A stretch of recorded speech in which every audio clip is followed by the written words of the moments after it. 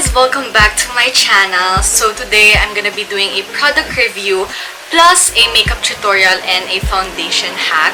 So I'm gonna be reviewing the iMagic Professional, what do you call it? I forgot. It's the iMagic 35 Color Tiger Pattern Eyeshadow Palette. Wow, it's long. So I got this at 549 pesos and I think it's still on sale at 559 pesos on Shopee. So we get this gorgeous palette. So, grabe. Nakita niyong gamit na siya. Kasi ginagamit ko talaga to for my everyday looks and also my creative looks. Kasi meron siyang ditong neutral colors and also colorful colors. Colorful colors. Without further ado, let's get started. And also, I'm not naked. I'm wearing a tube top, okay? So, let's start first with the foundation hack that I saw on TikTok. So basically, you're going to put on first moisturizer, which I did already, and then put translucent powder. So I'm gonna be using this Nishido one. So we're just going to put a thin layer of powder on our face after we put on the moisturizer.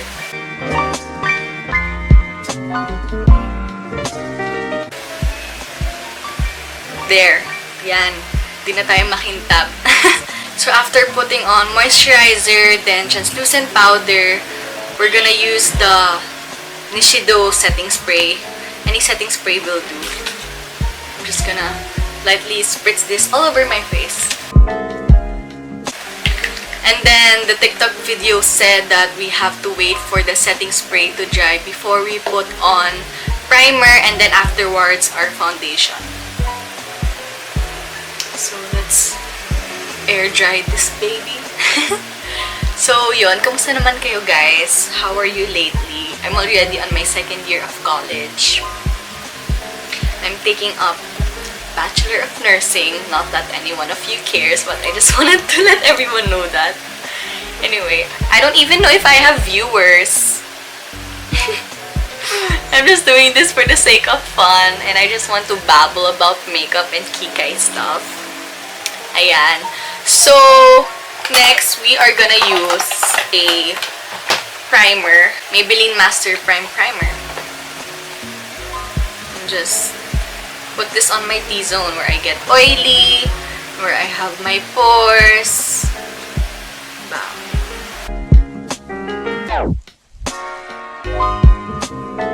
Wow, my face is so red.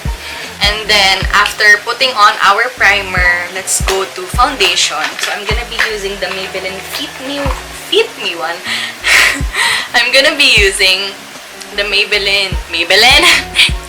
I can't speak today. I'm gonna be using the Maybelline Fit Me foundation. So, let's put on a small amount on our face. So, I like to put it directly so I don't waste any product. Kasi, diba, some put it on their hands, which I find very wasteful kasi napupunta lang yung ibang product sa face nila. So, using a damp sponge, I'm just gonna spread it all over my face. I used to use the L'Oreal Infallible Foundation. And I found that quite heavy on the face after many hours, unlike the Maybelline Fit Me one. So, there it is. It's flawless, right? Let's get on to the review. I've already used this palette so many times, so this is not like a first impression. So today, I'm gonna be doing a holiday look using colors here. So, I've used this also for my creative looks like this one. I'm gonna show it on the screen. Yeah, and I post makeup videos on my TikToks. So, I'm gonna be linking my username below if you wanna follow me and look at my creative makeup looks. So, the first color we're gonna use is Push. This one, I'm gonna be doing a swatch on my wrist. Oh my gosh, paano ba to? Like that. So, hindi ko siya diininan. I didn't put too much pressure and look how pigmented that is, diba? So I think this palette is worth it naman for the price and for the amount of product you're gonna get. So I'm gonna use Push. Oh my gosh, all my brushes are so dirty because I used them yesterday. So I'm gonna use this shade Push on the outer portion of our eyes. I think we need a close-up. I think I have an eye infection. Oh my gosh. I don't know. So we're gonna use it on the outer portion of our eyes.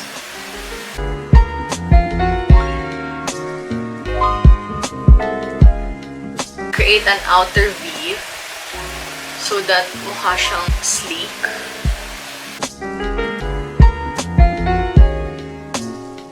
Don't worry if it's messy because we're gonna clean it later with the concealer. You know, it's important that you have fun with your makeup because this is one way of expressing yourself, so don't get too much paranoid. That's why some people are afraid of putting their own makeup. There's no rule in makeup. Like, you can just go have fun with it and be creative. So this is how it turns out. So using a Maybelline Fit Me concealer, we're gonna cut our crease by using a small, tiny brush like this one. This is where we're gonna put the gold glitter. Yan. See? That's cutting the crease with the concealer. So this is how it looks when we cut the crease. And then afterwards, we're gonna use this gold color corn. Let me swatch it for you guys. Again, not putting too much pressure because I want to show you how it looks. I can't do this. See? Look at how pigmented that is. We're just gonna pack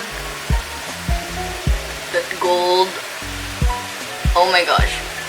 Ang downside lang ng palette na ito is that it has too much fallout, you guys. So it can get pretty messy. And then afterwards, we're just gonna take that shade again, the Push one,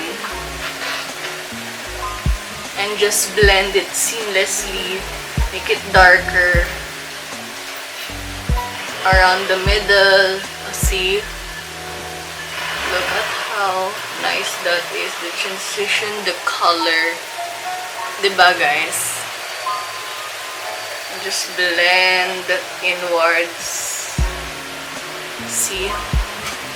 So I'm just gonna do the other side of my eye. It looks so nice. We're gonna use a darker color to create an eyeliner look. Because I found that when I'm using like a matte eyeliner, yung eyeliner mismo, yung liquid eyeliner, I find it too dark.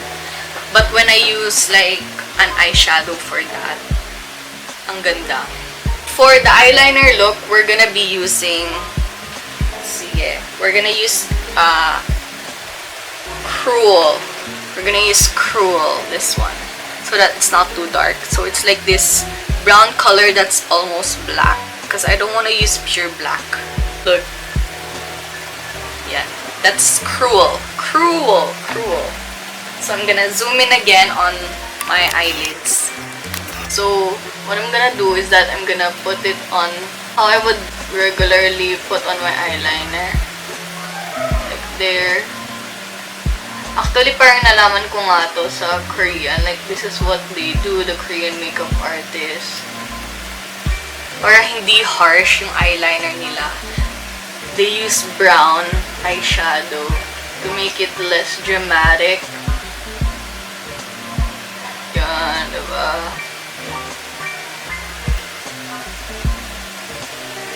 And we're just gonna put a little wing.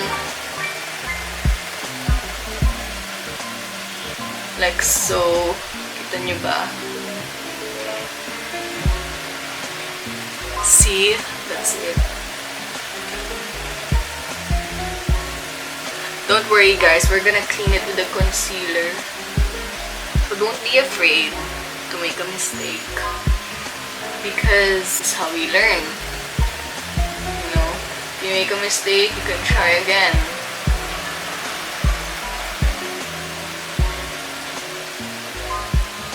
Yan, diba? Let's make it like thicker. Yan. Diba? Ang pak. Maglalagay pa rin tayo ng eyeshadow dito sa ilalim ng mata natin. We're gonna use Push again, the red one. And then we're gonna take that color, Cruel again. Blend it with the Push color. And then we're gonna take whitish pearl color. And then let's do a swatch. Let's do a swatch again. I want to do a swatch for you guys continuously to know. See? Pigmented talaga siya. And then we're just gonna put it on the inner corner of our eyes. Andito na din sa ating waterline. Ayan, oh. See? Look how beautiful that is. Okay, so I'm gonna do the other eye. And then we're gonna do our mascara. Okay? So now let's do our mascara. So one makeup hack that I learned again from TikTok is that while doing your mascara, you put a mirror below your face. So that malalagyan mo din ng mascara yung root of your lashes, which is important. So you do this. Look at that. Look at the difference. Okay. And also, another important hack, when you want to get product on your applicator, you don't do like that because then you're gonna get air into the tube and then it will dry out your mascara. So what you do is that you swirl it like this. Okay? Remember that, guys. So now, we're going to the most satisfying part, which is cleaning out the edges so that it looks snatched. I only use this for my cut crease. Inuubos ko na lang siya, to be honest. Itong Fit Me Concealer. I prefer this one, the Super Stay Concealer. I prefer this one. So, buy this and try it out for yourselves. Alright? So, what we're gonna do is that we're going to put here. So, unlike, napanood ko kinulit this sa TikTok. You don't put concealer, diba, usually what beauty gurus do is that they put a big triangle below their eyes. So don't do that. Just put an amount here, an amount there, and then yan. This one is to lift your eyes, like yung uso ngayon, yung fox eye. Yan. Blend it with our sponge. See what I mean by the fallout? That's the downside of the palette. See, look at how clean that is, guys. Then after cleaning with the concealer, let's set it with translucent powder again so that it doesn't crease. We're almost nearing, you guys. We're almost finished with our look.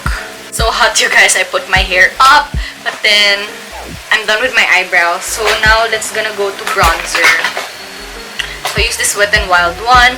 I'm not gonna use any blush, but instead load my face with bronzer because I feel like yung blush hindi siya suited sa look na to. So I'm just gonna use bronzer and sculpt my face like so. So we're just gonna form a 3. Yeah, guys. Yeah. And then what I do to contour my nose is that I press my index finger and then I do this and then do that on the other side and just blend. Just blend. I look so ugly with my hair up. It's so hot in here. Yan. And then we're gonna put on highlighter. Then I'm gonna show you my mind-blowing trick on how I do my lips using the palette. It's gonna blow your brains out, you guys. Let's do highlighter. I use this Wet n Wild one. I use this foundation brush because I feel like with a compact brush like this, it's gonna get all the product stay on your face. Unlike if it's a fan brush, because some people use fan brush for their highlighter, but I like to use a foundation brush para solid yung paglagay ng highlighter. So we're just gonna put the highlighter where the light normally hits our face and glows. So you're gonna see it on camera, you guys. It's gonna blow your mind. Like that. And then we want to put some on our brow bone. Okay, on our brow bone, like so.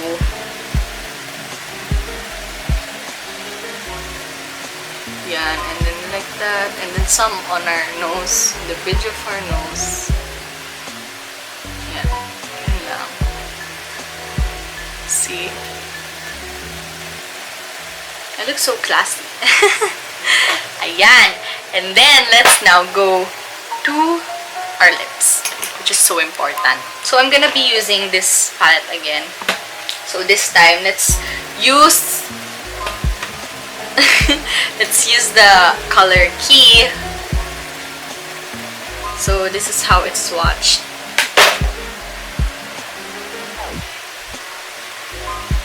This one. It's this nice velvety red color. That's almost close to brown. We're gonna use it on the outer portion of our lips.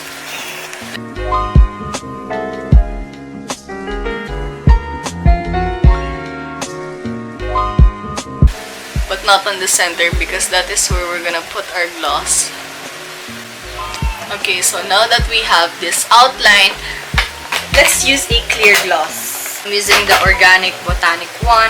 It has shimmer on it, but you can use any clear gloss. We are gonna clean it again with a concealer. So we're gonna use the same brush that we used a while ago to clean the edges, using concealer so that it looks more precise. And trust me, it looks so much better. The lipstick will pop so much more if you clean it with your concealer. And that's it, guys, for the makeup look using the iMagic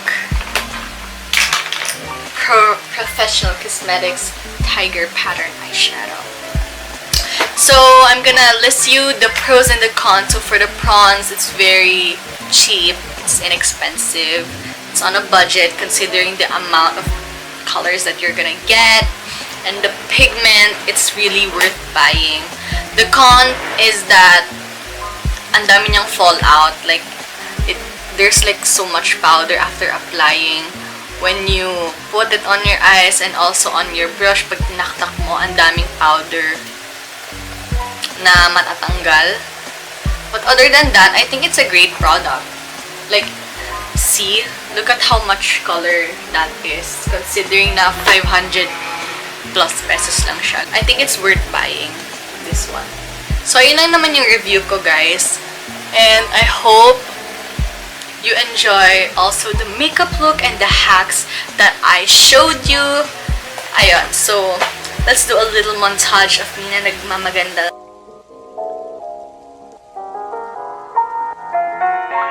Ganda lang! I'm gonna show you what my makeup looks like sa natural light. I don't wanna fool you guys.